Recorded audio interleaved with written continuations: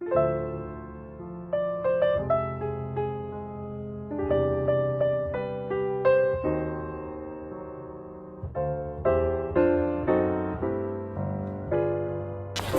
izləyicilər, hər birinizi salamlayırıq.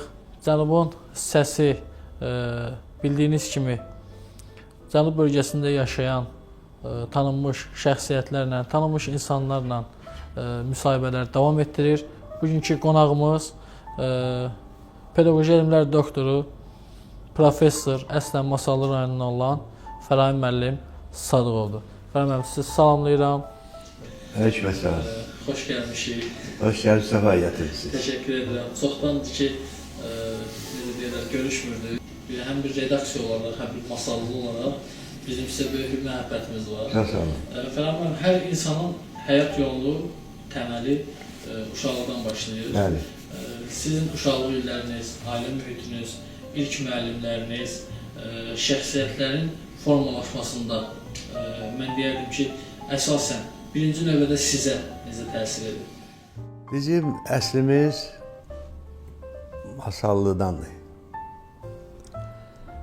Masallının əhalisinin bir qismi Cənubi Azərbaycandan gəlmədilər, bir qismi Türkiyədən gəlmədilər, bir qismi də yerli əhalidir. Məsələn, belə deyək ki, Masallının bir Şərəfə kəndi var. Mənim anam Şərəfəlidir.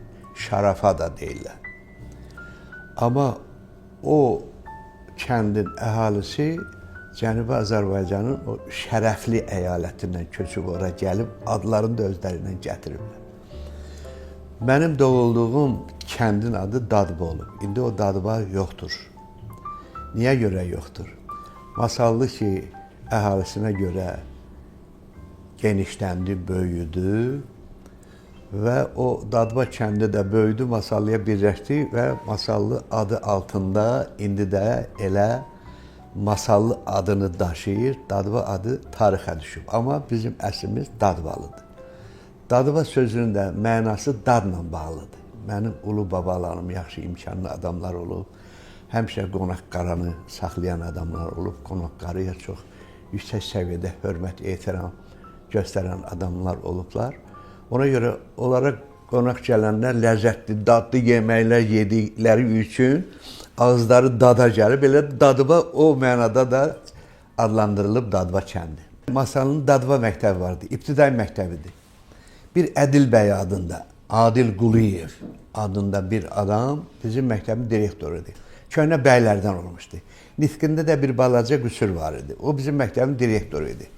Sinif müəllimimiz, ilk sinif müəllimim mənim Mirzə Nəzir müəllim olub. Masallının ilk əməkdar müəllimi olan Mirzə Nəzir müəllim mənim birinci sinifdə müəllimim olub. Sonra Kamil Nurullayev adında ibtidai sinif müəllim olubdur. 12 nəfər olmuşuq bir sinifdə. 12-sinin də adı bu saat yadımdadır. Onlardan bir neçəsi qalır. Onlardan bir neçəsinin evlatları mən rektor olduğum universiteti bitirdilər. Məsələn, Cabir var, indi yaşayır, Cabir dostum, Şah Mirzəyev. Onun evladı bizim universiteti qurtarıb, indi də Masalda işləyir, fəxr edirəm öz yetirmələrindən. Həmin o Dadba kəndinin sakini olan bala kişi Talıboğlu, həmin o şərəfli dediyim əyalətə, Şərəfə kəndindən bir xanımı özünə ömürgün yoldaşı seçib, Əfruz Dadaş qızı. Dadaş da o keçmiş bəylərdən olubdur. O da müəyyən bir ziddiyyətlərlə qarşılaşıb. Bir oğul evladı, o da Böyük Vətən müharibəsində itkin düşüb Sultanağa adında. İndi onun Sultanağanın adını mənim kiçik qardaşım Fəxrəddin Talıbzadənin oğlu Sultanağa Talıbzadə daşıyır. Fərahim müəllim, məktəblərində həm musiqi ilə məşğul olmusunuz, həm ictimai tədbirlərdə fəal iştirak etmişsiniz. O illərdə qazandığınız təcrübə sonraki həyatınıza hansı töhfələr verib? Deməli, məktəb illərində sözün əsl mənasında bir neçə tərəfli istedadım olduğu üçün həm qəzet redaktoru olmuşam, Divar qəzetinin redaktoru olmuşam, həm musiqi məşğələlərində iştirak eləmişəm, o vaxt qarmon çalırdım. O qarmona da böyük hörmət, ehtiramı olaraq qarmon dərsliklərini yazdım. Azərbaycan qarmonu adında monoqrafiyalar, dərsliklər hazırladım. Qarmon öyrənənlərə kömək adı altında kitablar nəşr etdirdim. Sağ olsunlar bizim qarmon ifaçıları, məsələn, o vaxtı Avtomobil İsrafilov, Azərbaycan Respublikasının xalq artisti, o dərsliyin hazırlanmasında çox mənə yaxından kömək elədi. Əməkdar artist Zakir Mirzəyev kömək elədilər, sağ olsunlar. Və sonra da Ənvər Sadıqov o yazıların ərsəyə gəlməsində yüksək səviyyədə kömək elədi. Azərbaycan Respublikasının xalq artisti Ənvər Sadıqov qarmon ifaçılıq sənətinə baş ucalıq gətirən görkəmli bir sənətkarımızdır. Çünki Qaytağı adında böyük bir orkestrin rəhbəridir. Həm də sizin qardaşınız Abdal müəllim də Respublikada tanınmış ustad oldu. Bəli, qardaşım Abdal Sadıqov Azərbaycan radio və televiziyasının iç qarmon çalan solisti olubdur. Əvvəl biz Abdalovla biz Tar dərnəyində yetmişik. Bir Mirzə Salman var idi Mədəniyyət evində. Tar dərnəyinin rəhbəri idi. Bizə orada Mədəniyyət evindən tar verdilər. Anam da o tara torba tikdi yaxşı belə, fütliyar da yəni. İkimiz getdik, Mirzə Salmandan tar dərsi almışıq. İkimiz də yaxşı tar çaldı. Sonra Pioner evinə gedəndə orada qarmon gətirdilər bir. Orada Pioner evinə rəhbərlik eləyənlər, sonra o dərnək rəhbərləri o qarmona əl vurdular, heç kəs səsləndirənmədi. Abdalov götürdü, onda melodiya çaldı. Abdalovun qarmona gəlməsinin ilk səbəbkarı o Pioner evindəki qarmonun ora gətirilməsidir. Dünyanın bir çox ölkələrində Azərbaycan musiqi mədəniyyətini təmsil edən görkəmli bir sənətkarımız olubdur. Özü demişcə deyir, planeti mən 5 dəfə dövr eləmişəm. Görün, dünya ölkələrini neçə dəfə gəzib, nə qədər qastrol səfərlərində olub, nə qədər Azərbaycan musiqi mədəniyyətini dünya xalqlarını ərməğan eləyibdir. Fərman, istəyirdim biraz pedaqogiya elmi barədə danışasınız da. Bu sahəyə necə gəlmişsiniz, bu təcrübəyə necə nail olmuşsunuz, bu barədə istəyirdim danışasınız. İndi ölkəmizdə təhsil institutu var, bilirsiniz. Bəli. Təhsil institutu vaxtilə pedaqogika institutu adlanıbdır. 1975-ci ildə elana əsasən gəldim pedaqogika institutuna. Müsabiqədən keçdiyim bir şöbədə kiçik elmi işçi kimi işlədim. Sonra doktoranturaya qəbul olunum. Və ilk rəhbərim pedaqoji elmlər doktoru Əlidər Həkimov olubdur. Əlidər Həkimov folklora pedaqogika kontekstində yanaşan görkəmli alimlərimizdən biri olubdur. Demək olar ki, ağıllar, laylalar, deyimlər, düzümlər, sınamalar, sanamalar, atalar sözləri, məsəllər, nağıllar, əfsanələr, rəvayətlər və s. Dil dəyməzlər, dodaq tərpənməzlər və s. Bunların hamısının tərbiyəvi mahiyyətini açan bir görkəmli alim olubdur. O məni xalq pedaqogikasına gətirdi. Ona görə ölkəmizdə ilk dəfə Azərbaycan xalq pedaqogikası dərsliyini biz qoyduq ortalığa. Təsəvvür eləyin. İndi o deyimlərdir, düzümlərdir, sınamalardır, sanamalardır, atalar sözlərdir, məsəllərdir. Nə qədər folklor nümunələri var. Uşaqlarla o dildə danışanda uşaqlar adamı daha yaxşı başa düşür. Çünki folklor xalqın dilidir. Folklor xalqın mədəniyyətidir. Folklor xalqın incəsənətidir. Folklor xalqın ürəyidir, canıdır. Folklor xalqın görən gözüdür, eşidən qulağıdır, düşünən beynidir və s. Ona görə mən elə güman edirəm ki, folklorla bağlı bir fən düzəldib, bütün ali məktəblərdə xüsusi fən kimi keçmək lazımdır. Tədris etməli. O tədris eləsək, yetişən nəslin bütün nümayəndə, bütün mütəxəssislərimiz Azərbaycan milli mədəniyyətini, əxlaqını, əxlaqı mənəvi keyfiyyətlərini yüksək səviyyədə dərk eləyə bilərlər və onun təbliğ və təlqin eləyə bilərlər. Fərman, bir elmi rəhbər olaraq bu gənclərlə, necə deyirlər, bu yolda addımlayan gənclərlə işləyirsiniz? Deməli, 50-dən artıq yetirməm var. Onlardan 5 nəfər elmlər doktorudur. Qalanları fəlsəfə doktorlarıdır. 18 nəfəri Naxçıvandadır. Yəni Naxçıvan Muxtar Respublikasında ilk mənim doktorantlarımdan biri demək olar ki, yüksək səviyyədə inkişaf elədi Oruc Həsənli. Oruc Həsənli namizədliyinə də rəhbərlik elədim, doktorluğuna da rəhbərlik elədim. Sonra orada elmlər doktoru kimi böyük nüfuz qazandı, rektor səviyyəsinə yüksəldi. Milli Elmlər Akademiyamızın müxbir üzvü səviyyəsinə, mənə də vurub keçdi daha doğrusu. İsmail Əliyev də, onun doktorluq işinə elmi rəhbər olmuşam. O da hazırda Naxçıvan Dövlət Universitetində professor kimi fəaliyyət göstərir. Elmin, belə deyək, ən mühüm istiqamətlərindən iki tərəfi, iki istiqaməti, iki növü, iki forması həmişə bizim tədqiqatçıları düşündürməlidir. Biri nəzəri tərəfi, ikinci praktik tərəfi. O alimləri yaxşı yetişdirlər, nəzəriyyəni yaxşı əks elədi, bildi, nəzəriyyəni bütövlükdə öyrəndikdən sonra praktik fəaliyyət istiqamətlərinə meyl elədi və onların vəhdətindən yetişdi. Yoxsa indi bütün tədqiqatları sən otaq sistemində, kabinet sistemində aparırsansa, bu elmlər namizədi, elmlər doktoru, alimlik dərəcəsini qazanmaq üçün kifayət eləməyən amildir axı. Amillərdən biridir. Ona görə mən arzu eləyərdim ki, bizim gənc tədqiqatçılar o nəzəri tərəfləri mükəmməl əks elədikdən sonra praktik fəaliyyət istiqamətlərini yüksək səviyyədə qursunlar. Çünki nəzəriyyə ilə praktikanın vəhdəti ancaq inkişafa gedən yolu özündə əks elətdirir, özündə birləşdirir.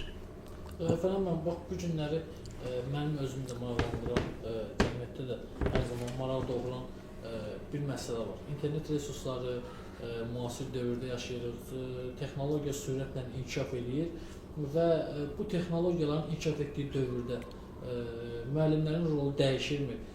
Yoxsa müəllim yenə də əsas aparıcı qüvvə kimi qalır? Mənə elə gəlir ki, müəllim həmişə aparıcı qüvvə kimi qalmalıdır. O müəllim ki, aparıcı qüvvə kimi qalır, onu şagird də sevir, valideyn də sevir, xalq da sevir. Mənə elə gəlir ki, müəllim adını doğrultmaq üçün birinci növbədə uşaqları sevmək lazım. Pedaqoji mühitin aparıcı qüvvəsinə çevirmək lazımdır. Deməli, məktəb, ailə, ictimaiyyətin vəhdətini öz mənəviyyatında əks elətdirməlidir, yerləşdirməlidir. Fərahim, bəs sizin üçün necə olub? Musiqi, ədəbiyyat, elm. Yəni, bu üçü sizin həyatınızda necə bir vəhdət təşkil edir? Bilirsiniz, musiqi ailədən gəlib, bilirsiniz. Abtalıqdan gəlib ailəmizə və musiqi həmişə mənim, belə deyək ki, bir epizod danışım. Bir dəfə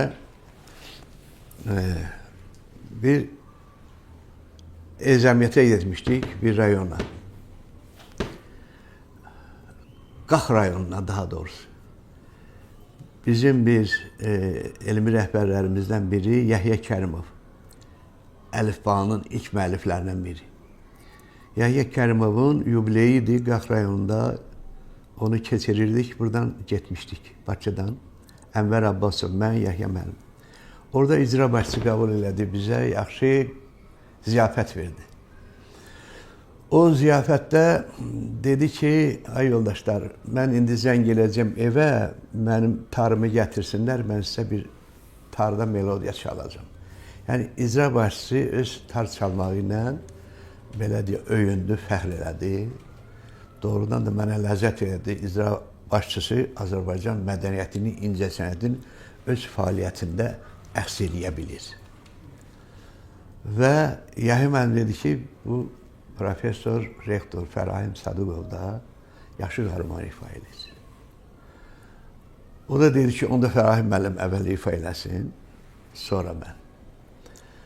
Mən də orada ansambl müşayiət edirdi məclisi. Orada o qarmon ifasının qarmonunu götürdüm. Orada bir lirik melodiya çaldım. Onun üstündən də bir oynaq melodiya ifa elədim.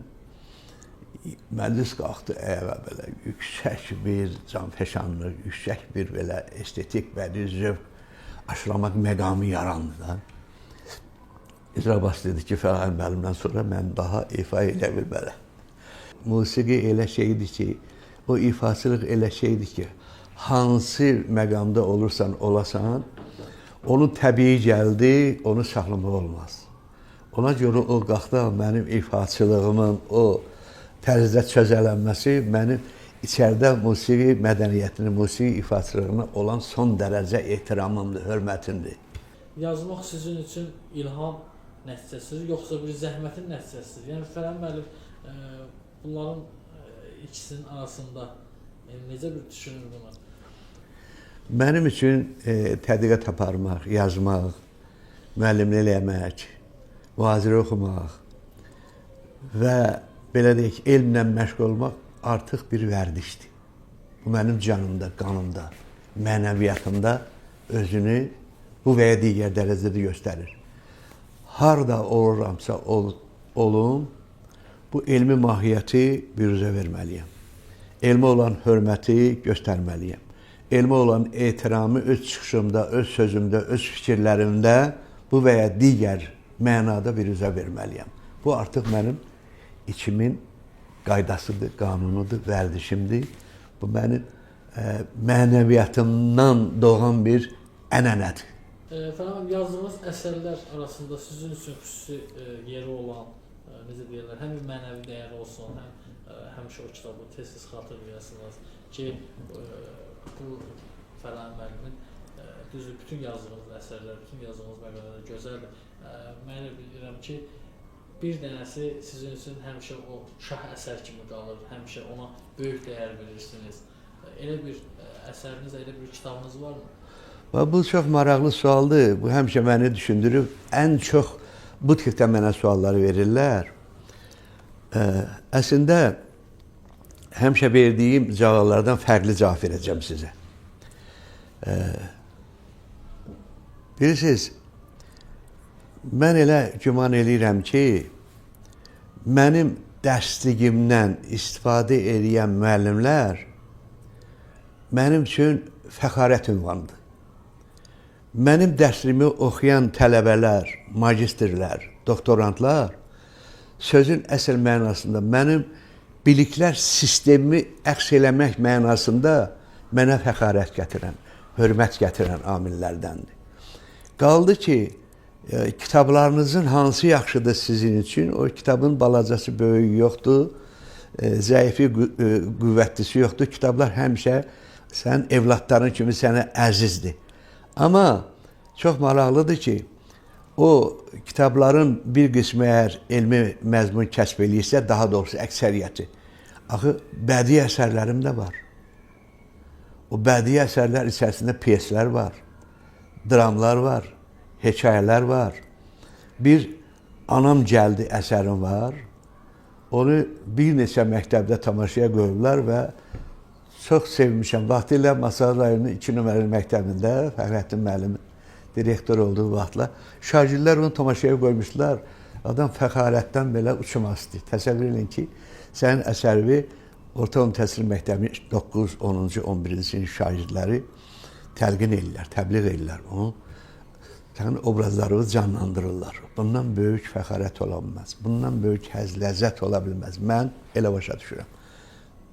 Bir ümumi pedaqogika dərs vəsaitim var. Təxminən 800 səhifədən çoxdur, 900 səhifəyə yaxındır.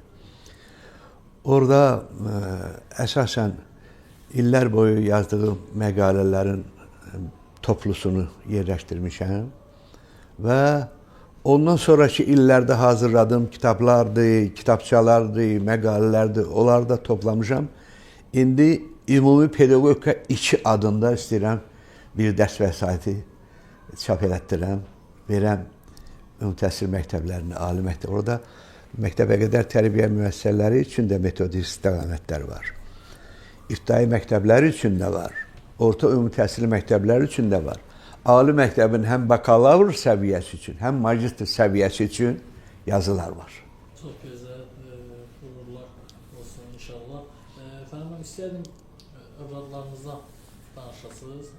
Mən bildiyim qədər övladlarınız da hal-hazırda bir çox yerlərdə təhsil sistemindədirlər. Gənclərə böyük dəstək olurlar. Bu, həmin onlardan danışmağınızı istəyərdim daha doğrusu. Mənim 3 evladım var. Böyük evladım Təranə xanımdır. Biologiya üzrə fəlsəfə doktorudur. İkinci evladım Rahim Sadıqovdur. O iqtisadçıdır, iqtisadiyyat üzrə elmlər doktoru, alimlik dərəcəsini bu yaxınlarda müdafiə edibdir. Kiçik oğlum Rasim Sadıqovdur. O milli təhlükəsizlik mayorudur, bilirsiniz onu. O da vaxtilə doktorantura qurtardı. Bəxtiyar Sadıqov tərəfindən yaxşı qiymətlənirdi. Hətta Bəxtiyar Sadıqovun rəhbərliyi ilə olan komissiyada o əla qiymət aldı. Belə deyək. Amma o sonra milli təhlükəsizlik sisteminə keçdi. Ona görə o elmi fəaliyyətini davam etdirə bilmədi.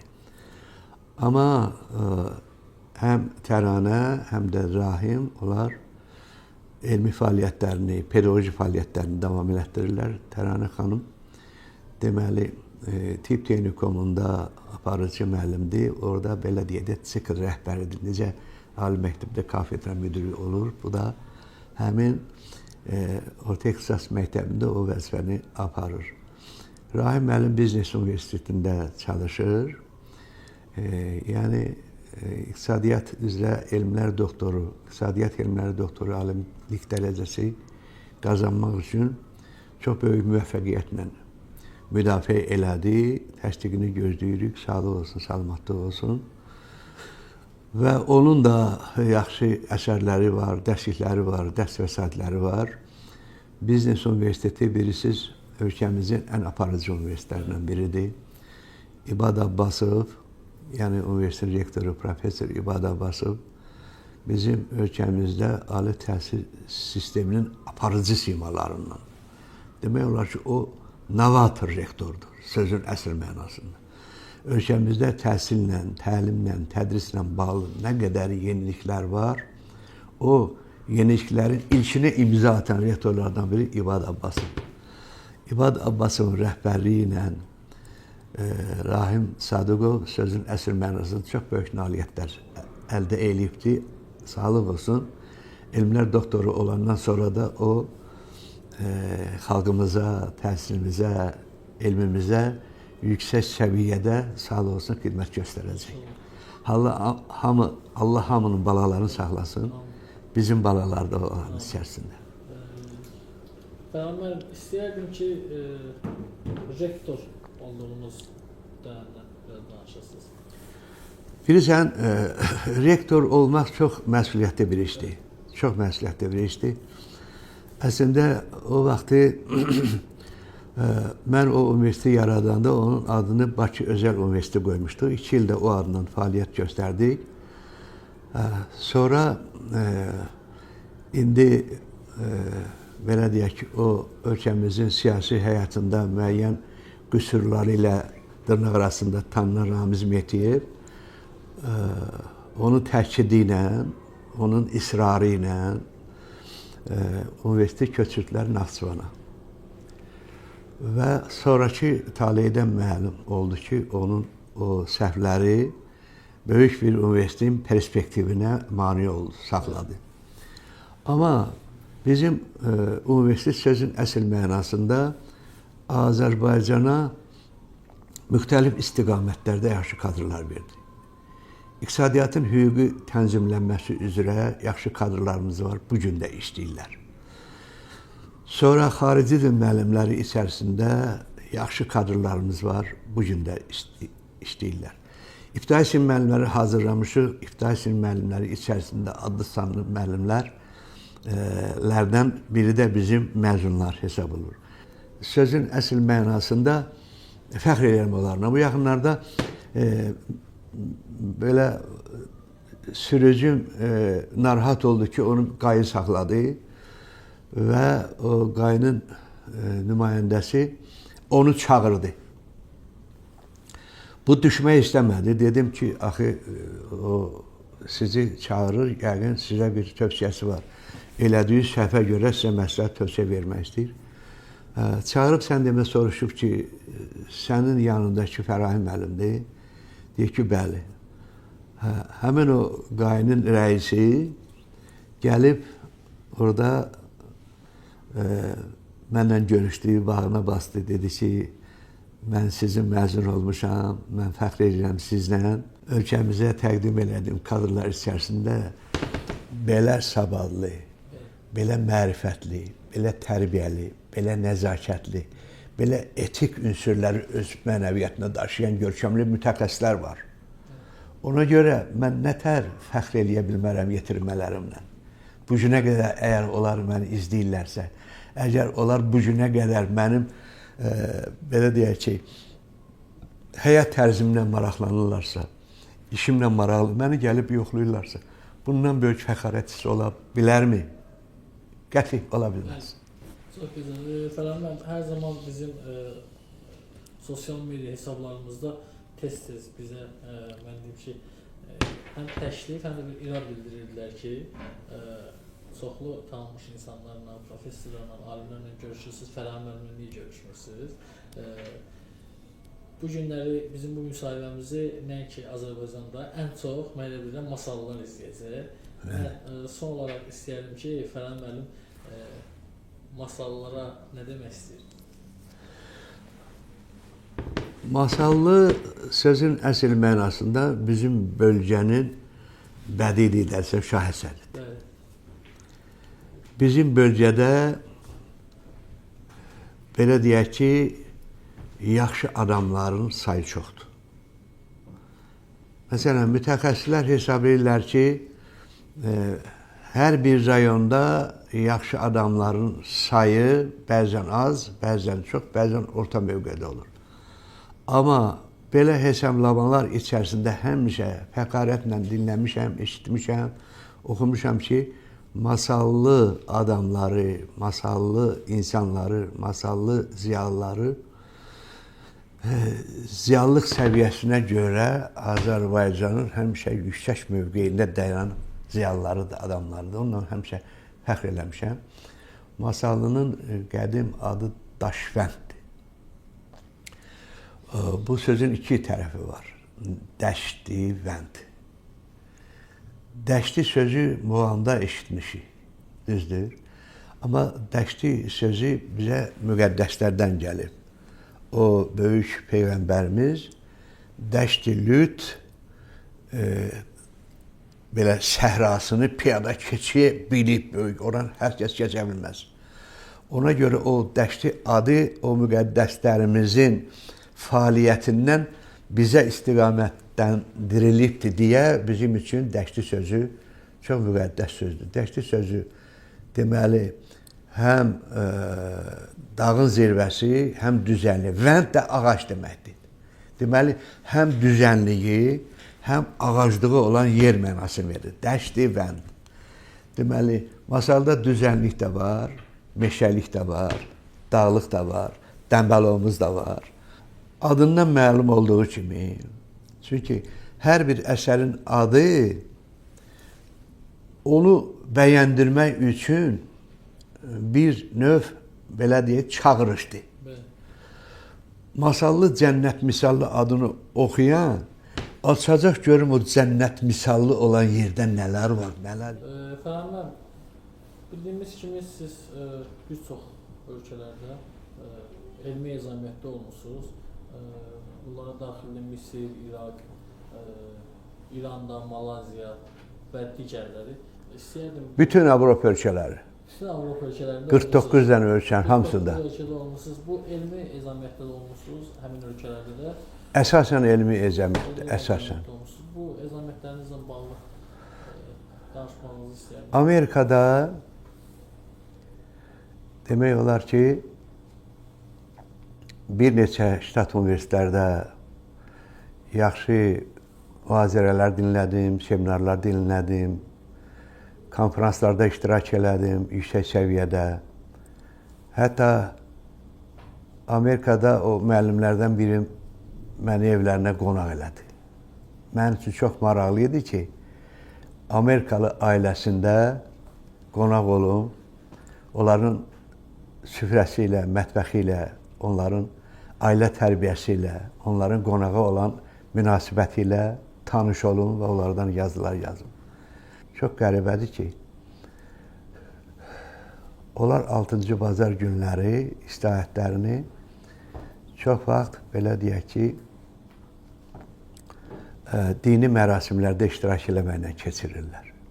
Onlar məni kilsəyə dəvət elədilər. Deməli, orada iyanə verirsən də, bunlar milyoner ailədirlər. Məsələn, iyanəni verəndə baxır, görsən $1, $3, $5 verirlər. Ənənə belədir. Ənənə belədir. Sonra mən ən çox xoşuma gələn ondan ibarət oldu ki, onların qonağa münasibətləri yüksək səviyyədədir. Məsələn, 6-cı gün getdik, 6-cı gün onlar bütün qohum əqrəbələrini yığdılar ki, Azərbaycandan qonağımız var. Və indi onlar şəxsi məlumatları öyrənirlər, baxırlar ki, mənim hobbi musiqidir. Mən gördüm ki, bir rayal da var otaqda, rayalda da not dəftərləri qoyulub, açıq oxudum, hətta orada bizim bəstəkarların adlarını da oxudum. Güman elədim ki, onlar musiqi ilə bağlı mənə yanaşacaqlar. Nəsə elə ziyafətin yaxşı yerində xahiş elədilər ki, bəlkə biz musiqi alətinə bir şey ifa edin. Elə fikirləşdim ki, əvvəl bir sarı gəlin çaldım onlar üçün. Sarı gəlindən sonra bir deməli dünya şöhrətli bir yahudi rəqsi var. Bam, bam, bam, bam, bam, bam. Onu ifa elədim. Sən demə, bunların ən çox sevdiyi rəqs elə bu imiş. İnandım, gördüm ki, bir də otaq tərpənir, sökülür. Və sevindim ki, onlar Azərbaycan xalqına, Azərbaycan millətinə, Azərbaycan aliminə elə yüksək səviyyədə yanaşırlar. Çox maraqlı gecələrdən birisi ondan ibarət oldu ki, alimlərdən biri dedi ki, mən də sabahları sizi öz evimə qonaq aparacam. Doğrudan qrupanın rəhbəri mən olduğum üçün getmək istəmədim. Və dedi ki, mən 55-ci mərtəbədə, 100 mərtəbəli evin 55-ci mərtəbəsində yaşayıram. Mən də dedim ki, valla mən getmək istəmirəm. Lift xarab olar, qalaram liftin içərisində. Dedi ki, mən səni liftlə aparmaram. Bəs nə tər apararsan? Dedi ki, mən arabamla səni aparacam 55-ci mərtəbəyə. Mənə çox maraqlı gəldi. Və öz maşınına 34-dü məni, maşını sürə-sürə gəldik. Həmin o 100 mərtəbəli evə maşından girdi. Bax, belə maşınla fırlana düz 55-ci mərtəbədə dayandı. Hətta o Kruşitil deyildi. Onu da pəncərədən o tərəfə çıxartdı ki, ekoloji mühiti korlamasın. Bax, belə mühiti görəndə adama ləzzət edir. İndi sevinirəm ki, bizim ölkəmizdə də elə bir tərəqqi istiqamətləri, elə bir tərəqqi növləri, formaları, gör, neçə mərtəbəli binalar. Azərbaycanda elə mərtəbəli binalar tikilmə, Azərbaycanda belə gözəlliklərin yaradılması, Azərbaycanda belə panoramanın əmələ gəlməsi bizim hörmətli prezidentimizin xalqımıza olan hörmətin, ehtiramının ən böyük göstəricisidir, ən böyük örnək nümunəsidir. Mən belə deyərdim. Efendim, mən istəyərdim Lütfizadə ilə görüşünüzdən danışasınız. Digər sualım, onunla bağlı bir sualım. Mən universitet rəhbəri olanda mənə təklif elədilər ki, deməli Almaniyada Lütfizadə gecəsi olacaq, Lütfizadə konfransı olacaq, oraya getmək üçün təklif aldım və çox böyük məmnuniyyətlə getdim. Lütfizadə ilə görüşdük. Bizim Azərbaycan nümayəndələrinin hər birini ayrı-ayrılıqda elə belə qəbul eləmədi.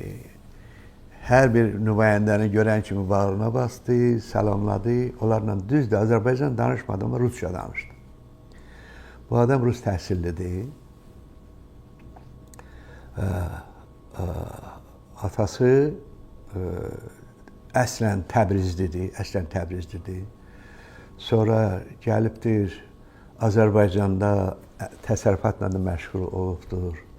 Sonra parlament müxbiri kimi çalışıbdır. Ondan sonra gedib İrana, oradan da sonra Lütfizadə Avropaya, ondan sonra da Amerikaya gedib. Onun qeyri-səlis məntiq kəşfi var, dünyanı lərzə gətirin. İndi o, belə deyək ki, axırıncı kəşflər ki deyirlər, elmdə, sənətdə, incəsənətdə, mədəniyyətdə, iqtisadiyyatda, onun kəşflərinin ayrı-ayrı komponentləridir. Amma çox təəssüf edirəm ki, Lütfizadənin adını, imzasını səsləndirmirlər. Bu adama çox pis təsir edir. Düzdür, indi əvvəllər Amerikada onun belə deyək ki, kəşfinə yaxşı baxmayıblar. Necə yəni? Qeyri-səlis məntiq, qeyri-səlis fizika, qeyri-səlis riyaziyyat. Onu ittiham ediblər ki, necə riyaziyyat dəqiq elmdir, bu necə qeyri-dəqiq oldu, qeyri-səlis oldu. Bu niyə qeyri-səlis məntiq əsaslandı? Amma sübut elədi kəşfləri ilə, məqalələri ilə, kitabları ilə, monoqrafiyaları ilə, kitabları ilə. Hətta dedi ki, Amerika bunu qəbul eləməyəndə Yaponiya üz tutub. Deməli, Yaponiyada öz çıxışında dedi ki, 55-ci çıxışımdan sonra Amerikalılar xəbər tutublar ki, Yaponiyada qeyri-səlis məntiqlə bağlı yeni kəşfin sədaları var, yeni kəşfin çıxışları var, məqalələri var. Və ondan sonra deyir, mənə yanaşdılar, yavaş-yavaş mənlə maraqlamağa başladılar. Bildiyiniz qədər bizə məlumdur. Təbii ki, mən istəyərdim ki, bunu sizin dilinizdən eşidək. Yusif Məmmədəliyev adına dövlət mükafatına layiq görülmüşsünüz və Azərbaycan bayrağı mükafatına layiq görülmüşsünüz. Mən istəyərdim bu mükafatların ayrı-ayrılıqda, ikisi haqqında da danışırsınız. Əslində mükafatlarım çoxdur. Onların içərisində mənim üçün ən yaxşısı, ən fəxarətlisi akademik Yusif Məmmədəliyev adına mükafata layiq görülməyimdir. Bu mükafata biz Azərbaycan Xalq Pedaqogikası dərsliyinə görə verilmişik. Ölkəmizdə ilk dəfə olaraq Azərbaycan Xalq Pedaqogikası dərsliyini biz yazmışıq və böyük tirajla çap elətdirmişik və o da Yusif Məmmədəliyev mükafatını bizim üçün gətiribdir. Mənim üçün çox böyük şərafətdir, fəxarətdir ki, vaxtilə Azərbaycan SSR Akademiyasının rəhbəri ilə bir adamın adına olan mükafata layiq görmüşəm. Çünki Yusuf Məmmədəliyevlə əlaqədar bir faktı da deyim. Vaxtilə müharibə gedən vaxtı deməli Moskvadan zəng edirlər Azərbaycana ki, bəs çətinliklər yaranıb. Sübdən yeni döyüşə atılanda görürlər ki, maşınların o suları donubdur. Bunları təzədən lope ilə filanla yandırırlar, qızışdırırlar, sonra ellər, bu da çətinliklər yaranır. Yusif Məmmədəliyev və Stalin zəng edir ki, bəs bu çətinliyin içərisindən nə tər çıxaq, nə edə bilərsiniz? O da bir kəşf eləyir. O kəşfi də göndərirlər, o məhlulu da tökürlər həmin mexanizmlərə, nə donur, nə də. Onun adını qoyurlar antifriz. Fikir verirsiniz? Həmin antifriz indiyə qədər bütün mexanizmlərin hamısını donmaqdan qoruyan bir məhluldur, bir maddədir. Onu Yusif Məmmədəliyev kəşf eləyib. Yusif Məmmədəliyevin adına mükafata layiq görülməyim demək olar ki, mənim tərcümə halımın əsas aparıcı tərəfidir. Mənim həyatımın mənasının ən yaxşı tərəflərindən biri. 1994-cü ildə. Azərbaycan bayrağı mükafatı. Azərbaycan bayrağı mükafatını da mənə təqdim ediblər burada. Sağ olsunlar, çox sağ olsunlar. O da bir neçə əsərimə görə və bir neçə fəaliyyətim. Əsas fəaliyyətim nədən maraq doğurub deyim sizə. O vaxtı ali məktəblər içərisində qaçqın və köçkün ailələrdən olan uşaqların universitetə qəbul olunması səviyyəsində görülən işlərin önünə mən getmişəm. Ən çox mən qaçqın, köçkün və müharibə faciəsinə məruz qalan ailələrin uşaqlarını pulsuz oxutmuşam. Ona görə bax, bu mükafatı mənə təqdim ediblər. Dəyərli dostlar, dəyərli izləyicilər, Cənubun Səsinin növbəti tanınmış qonağı əslən Masallı rayonundan, özünün dediyi kimi Dadvadan olan pedaqoji elmlər doktoru, professor Fərahim Sadıqov idi. Fərahim, müsahibəyə görə mən sizə dərin təşəkkürümü bildirirəm, dəvətimizi qəbul etdiyiniz üçün, belə maraqlı, geniş müsahibə verdiyiniz üçün həm redaksiyamız adından, kollektivimiz adından, şəxsim adından sizə təşəkkür edirəm. Çox sağ olasınız. Sağ olun. Əvvəla mən sizin adınızı çox bəyənirəm. Masalın adını siz öz fəaliyyətinizdə işıqlandırırsınız. Adını qoymuş Masalın Səsi. Masalın səsini əgər müxtəlif bölgələrdə, müxtəlif ünvanlarda, müxtəlif təşkilatlarda, müxtəlif tədbirlərdə səsləndirirsinizsə, bundan böyük fəxarətli hadisə ola bilməz məndən ötürü. Və sevinirəm ki, Masalının görkəmli adamlarını, Masalının görkəmli ziyalılarını, Masalının görkəmli insanlarını, lap elə fəhlələrini, lap elə kənd adamlarını, Masallının bütövlükdə müsbət tərəfdən olan bütün ünvanlarını işıqlandırırsınız. Bu mənə ləzzət eləyir.